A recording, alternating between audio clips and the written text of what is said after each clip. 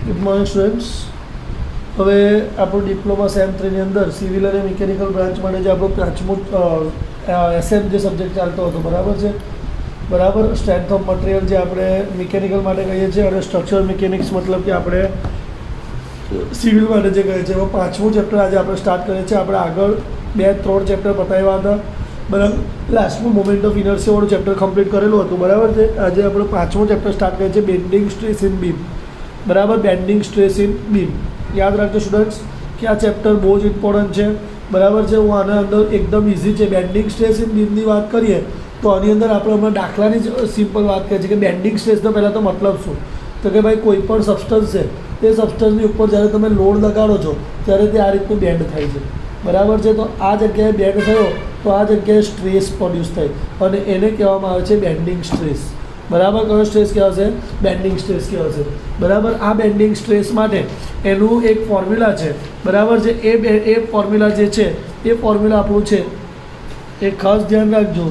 એ formula આપણું છે M/I is equal two F/Y is equal two E/R. આ એનું મેઇન ફોર્મ્યુલા છે, બરાબર. જ્યાં M જે છે, બરાબર છે, એ મોમેન્ટ છે, મોમેન્ટ ઓફ રેઝિસ્ટન્સ, બરાબર છે. I જે છે એ મોમેન્ટ ઓફ ઇનર્શિયા છે, બરાબર છે. F જે છે એ બેન્ડિંગ સ્ટ્રેસ છે, Y જે છે એ ડિસ્ટન્સ છે D/2, બરાબર. અને આ E છે એ મોડ્યુલસ ઓફ ઇલાસ્ટિસિટી છે, બરાબર છે. અને R જે છે એ રેડિયસ ઓફ કર્વેચર છે, બરાબર. Radius of curvature. આ મેન જ સૂત્ર છે. આમાંથી કોઈ બી ચારનો ઉપયોગ કરો તો ચારમાંથી તમને 3ની કિંમત આપી દેશે, બરાબર. 3ની કિંમત આપી દે એટલે ચોથો આપણે શોધવાનો હોય. પણ હવે આનામાં જે M જે છે એ M માટે ફોર મોમેન્ટ એ M માટે અલગ અલગ કન્ડિશન્સ છે, બરાબર છે. એ M માટે તો પહેલી કન્ડિશન્સ છે કે સિમ્પલી સપોર્ટેડ બીમ છે, બરાબર છે. અને સેન્ટરમાં લોડ છે, બરાબર છે. સેન્ટરમાં લોડ આ L છે, પહેલી condition. Simply supported beam with central point, મતલબ સિમ્પલી સપોર્ટેડ બીમ છે અને સેન્ટરમાં લોડ છે. આ તમને કહી જ દેશે અંદર કન્ડિશન. તે વખતે એમનું જે સૂત્ર છે એ વાપરવાનું છે WL/4, બરાબર. કન્ડિશન કઈ છે? સિમ્પલી સપોર્ટેડ બીમ આખામાં સેન્ટરમાં લોડ. બીજી કન્ડિશન જે છે એ સિમ્પલી સપોર્ટેડ બીમ જ છે, બરાબર છે, પરંતુ કોઈક ડિસ્ટન્સ ઉપર લોડ લાગે છે, બરાબર. આ એક ડિસ્ટન્સ છે A, આ એક ડિસ્ટન્સ છે B, બરાબર. આ ડિસ્ટન્સ ઉપર લોડ લાગે છે અને એ ડિસ્ટન્સ ઉપર જ્યારે લોડ લાગતો હોય તો તે વખતે આમાં કેવું હતું, સેન્ટરમાં તો જ્યારે કોઈ ડિસ્ટન્સ પર છે તે વખતે એમનું સૂત્ર વાપરવાનું છે. એ જે છે એ WAB/L છે, બરાબર. A અને B તમને ડિસ્ટન્સ આપેલું હશે, ઓકે.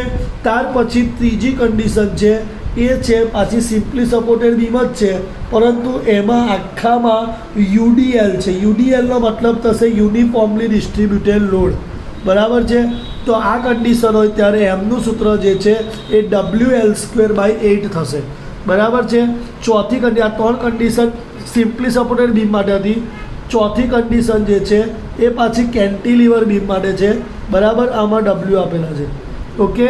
અહીંયા W આપેલો છે એટલે કેન્ટિલીવર બીમ પર છેડા પર પોઈન્ટ લોડ લાગે છે તો તે વખતે તેનું સૂત્ર થશે W/L.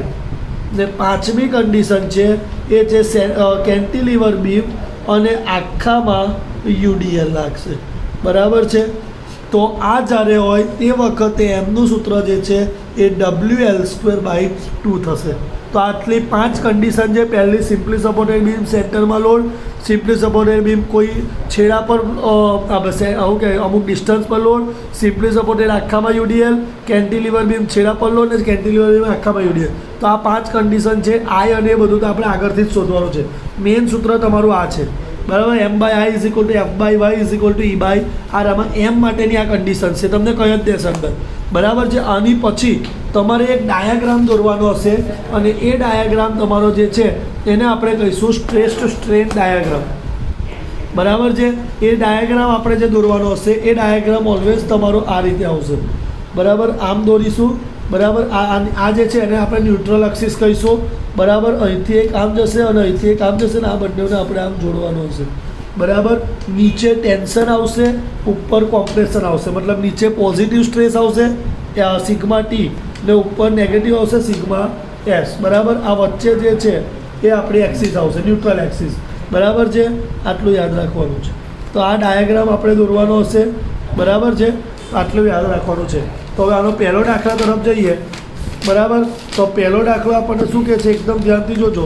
શું કીધેલું છે કે a rectangular section of size 230 mm in cross 330 mm.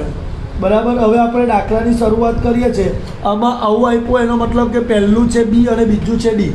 તો બી આપ્યો છે તમને 230 mm અને ડી આપ્યો છે તમને 350 mm. ઓકે, બરાબર છે. Is used as a simply supported beam of length 4.5 metre. એક સિમ્પલી સપોર્ટેડ બીમ છે. બરાબર છે, અને એની લંબાઈ કેટલી છે, 4.5 મીટર છે. બરાબર છે, અને એનો સેક્શન કયો છે, રેક્ટેન્ગ્યુલર છે. કયો છે? આ છે તમારો બી 230 mm અને આ જે ડી જે છે એ છે 350 mm. બરાબર છે. પોઈન્ટ લોડ શું કીધું છે, the beam carries a central point load કીધેલું છે. જોઈ લો, સિમ્પલી સપોર્ટેડ બીમ છે, સેન્ટરમાં પોઈન્ટ લોડ, એટલે આ જગ્યાએ પોઈન્ટ લોડ લાગે છે W is equal two 50 kilonewton. શું કીધું છે, ફાઇન્ડ મેક્સિમમ બેન્ડિંગ સ્ટ્રેસ. જો અહીંયા લેન્થ આપેલી છે, બરાબર, 4.5 મીટર. ત્યાર પછી આપણને W આપ્યો તો 50 કિલોન્યુટન. તો આપણે બેન્ડિંગ સ્ટ્રેસ F શોધવાનો છે. બરાબર, ગિવન ડેટા થઈ ગયો. હવે આપણું સૂત્ર આ છે, M/I is equal two F/Y is equal two E/R. 6માંથી કોઈ બી 4 વાપરવાના. તો હું આ કેમ નહીં વાપરું, કારણ કે મને રેડિયસ ઓફ કર્વેચર આપ્યો નથી. વાય તો મને મળી જશે, એફ મારે શોધવાનો છે, આઈ બી મને મળી જશે, એમ તો મને કન્ડિશન છે, એટલે આ 4નો ઉપયોગ કરીશ. આ 6માંથી તમે કોઈ બી 4નો ઉપયોગ કરી શકો, પણ તમને જે ડેટા આપ્યો હોય ને તો જ યાદ રાખજો, જ્યારે રેડિયસ ઓફ કર્વેચર આપ્યો હોય ને તો જ આનો ઉપયોગ કરો, બાકી 4નો જ ઉપયોગ થશે. બરાબર, તો આપણે વાત કરીએ છીએ M/I is equal two F/Y. આ સૂત્ર છે. આમાં આપણે શું શોધવું પડશે, પહેલાં M શોધવો પડશે. તો કન્ડિશન માટે આપણને ખબર છે, સિમ્પલી સપોર્ટેડ બીમ સેન્ટરમાં લોડ, સિમ્પલી સપોર્ટેડ બીમ સેન્ટરમાં લોડ, તો શું છે, WL/4 છે. એટલે અહીંયા લખીશું WL/4. W કેટલો છે, 50 ગુણ્યા 10⁻³ થાય.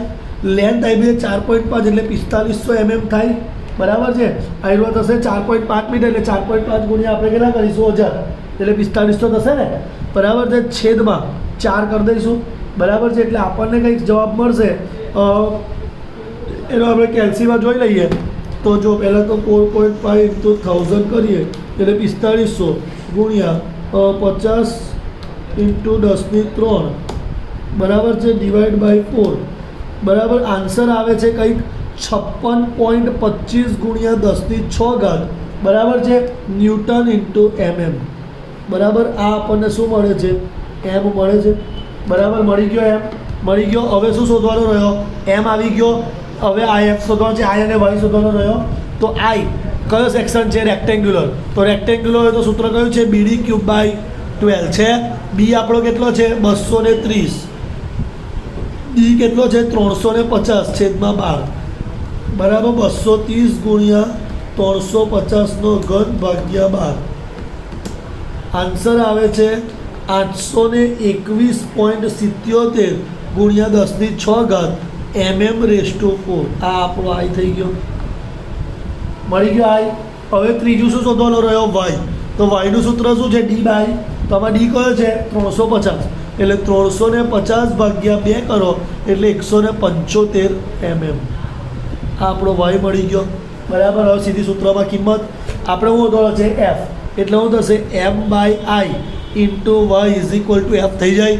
બરાબર છે, એમ કેટલો આવ્યો આપણો, 56.25 ગુણ્યા 10⁻⁶ છેદમાં આઈ કેટલો છે, 821.77 ગુણ્યા 10⁻⁶ ઇન્ટુ વાય કેટલો છે, 175 બરાબર એફ થઈ ગયો. બરાબર છે, એટલે 56.25 ગુણ્યા 10⁶ ઇન્ટુ 175 ભાગ્યા 821.77 ગુણ્યા 10⁻⁶ કૌંસ પૂરો. આન્સર તમારો આવે છે કે 11.97. એટલે એફ તમને મળે છે 11.97. ન્યૂટન પર mm સ્ક્વેર, બરાબર છે. આ તમારો શું થઈ ગયો?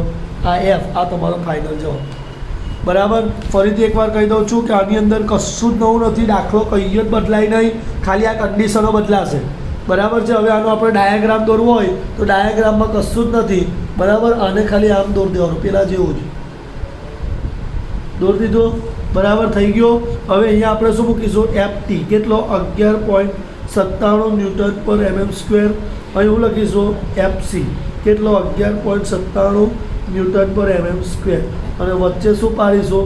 ન્યુટ્રલ એક્સિસ, બરાબર. આ બાજુ કોમ્પ્રેશન છે એટલે આ બાજુનો બતાવીશું, ને ટેન્સર છે એટલે આ બાજુ નહીં. આ પતી ગયું, બરાબર. બીજો એક દાખલો તમને બતાવો. શું કીધું છે? A simply supported beam has span 4 metre, મતલબ કે લેન્થ આપી છે L બરાબર 4 મીટર, બી અને ડી આપ્યો છે 250, એટલે બી આપ્યો છે 250 mm અને ડી આપ્યો છે આપણને 400 mm, બરાબર. Cross section it carries a UDL, એમાં શું છે? આખામાં UDL છે એટલે W આપ્યો છે 20 કિલોન્યુટન પર મીટર, એન્ટાયર પર આખામાં UDL છે. Find the maximum bending stress, બરાબર છે. Layer 80 mm of neutral axis, બરાબર છે. એટલે 80 mm પર આપણે શોધવાનો છે, પણ એ બધું આપણે કંઈ કામનું નથી. અને draw the stress distribution diagram, અને સ્ટ્રેસ ડિસ્ટ્રીબ્યુશન ડાયાગ્રામ કહેવાય. એપ શોધવાનો છે. સેમ જ કન્ડિશન, પણ આમાં આપણું કયું આવશે? સિમ્પલી સપોર્ટેડ બીમ તો આવશે જ. લેન્થ કેટલી છે?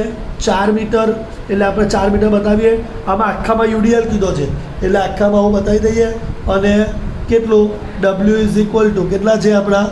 20 કિલોન્યુટન પર મીટર. થઈ ગયું આટલું. બાજુમાં આપણે કયો સેક્શન બતાવી દઈશું? રેક્ટેન્ગ્યુલર. કેટલો છે અહીંયા? 250 અને અહીંયા કેટલો છે?